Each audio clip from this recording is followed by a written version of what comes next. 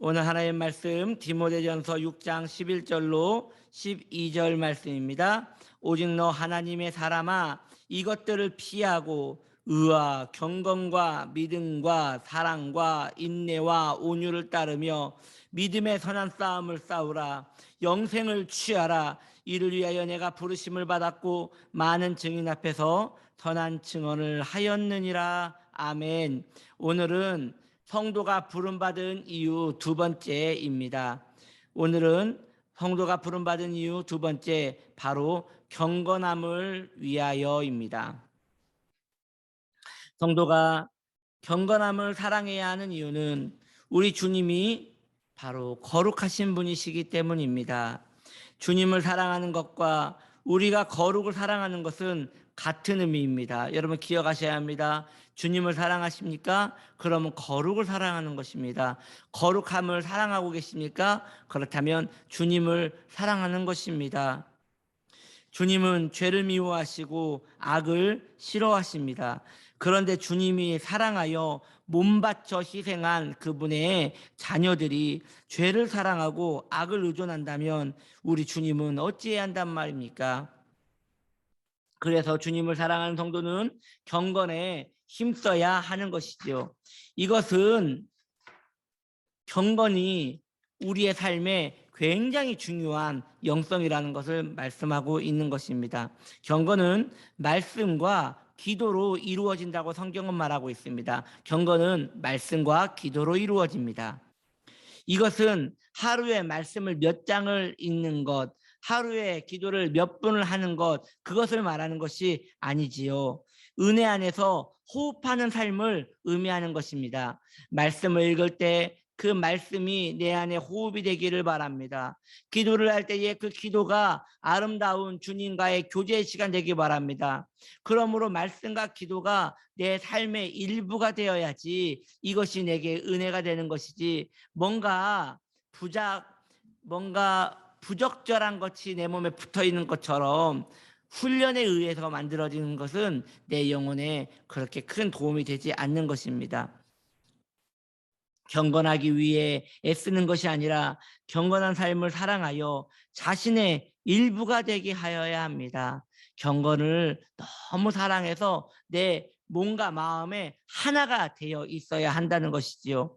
말과 행동과 그 마음에 경건함이 결을 이루어서 다른 결에 세상이 들어오면 안 된다는 것이지요.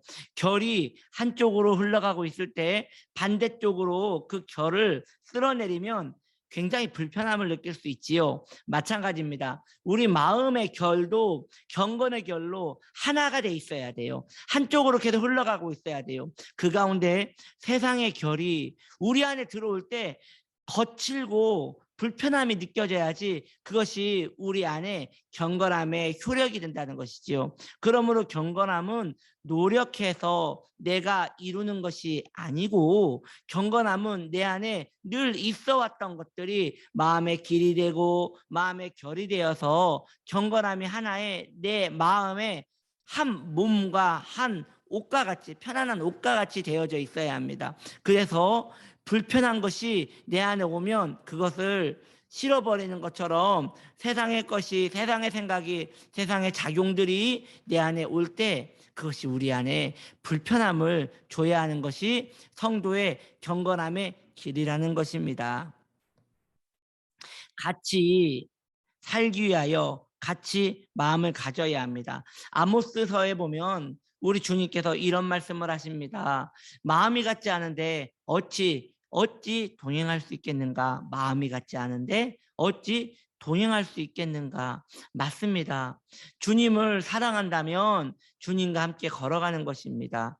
주님과 함께 걸어간다는 것은 주님과 한 마음을 가진다는 것인데, 주님과 한 마음 된다는 것은 바로 경건함, 거룩함에 대하여 내가 헌신되어져야 하는 것이고, 그것을 헌신을 뛰어넘어서 좋아해야 한다는 것입니다. 성도의 아름다움은 치장에 있지 않습니다. 성도의 아름다움은 경건함에 있습니다. 내 마음이 고요히 주님을 바라보고 거기에서 내 눈시울이 뜨거워지고 그 거룩한 주님 때문에 그 주님이 아름답게 느껴지며 그 아름다운 주님으로 인하여 나 또한 아름다워지는 것, 그것이 경건함의 은혜인 것입니다. 사랑하는 성도님들이요, 우리 주님은 신랑이십니다. 우리는 주님의 신부입니다. 우리 성도가 남자이든 여자이든 성별과 상관없이 우리 주님께서 신랑이라면 우리는 신부인 것입니다. 신부는 신랑을 기다리기 위하여 하얀 세마포를 입고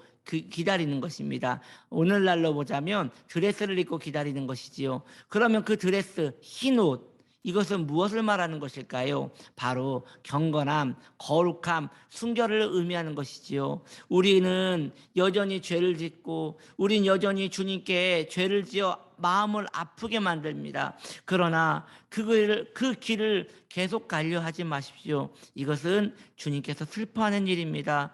주님은 거룩하신 분이십니다. 흰옷을 입은 그의 백성을 사랑하십니다. 그러므로 다시 돌이켜 주님께 우리의 마음을 드려 경건한 신부로서 살아가는 저와 여러분 되시기를 예수님의 이름으로 축복합니다.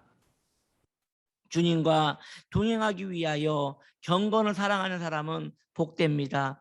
주님과 함께 걷기 위하여 거룩을 사랑하는 사람은 성도의 바람직한 모습입니다. 사랑하는 성도님들이요, 성도의 정체성은 다른 것이 아닙니다. 경건입니다. 거기에서 1도 뺄 수 없습니다. 이것이 가장 기초적인 것이기에 그것이 무너지면 아무것도 되지 않는 것입니다. 경건을 사랑하십시오. 거룩을 사랑하십시오. 말과 행동과 나의 모든 마음가짐에서 거룩함이 배어 있을 수 있도록, 그래서 한 결을 이루어 거기에 다른 결이 거꾸로 들어올 때 불편함을 느끼듯 세상의 생각이 내 안에 불편함이 되기를 축복합니다. 세상에 내가 예전에 즐기던 것들이 이제 마음에 불편함이 되어 더 이상 그 불편해서 하지 못하는 이런 은총이 있기를 바랍니다. 주의 은혜가 저와 여러분과 함께 있기를 축복합니다. 할렐루야. 빛이 있으라. 기도하겠습니다.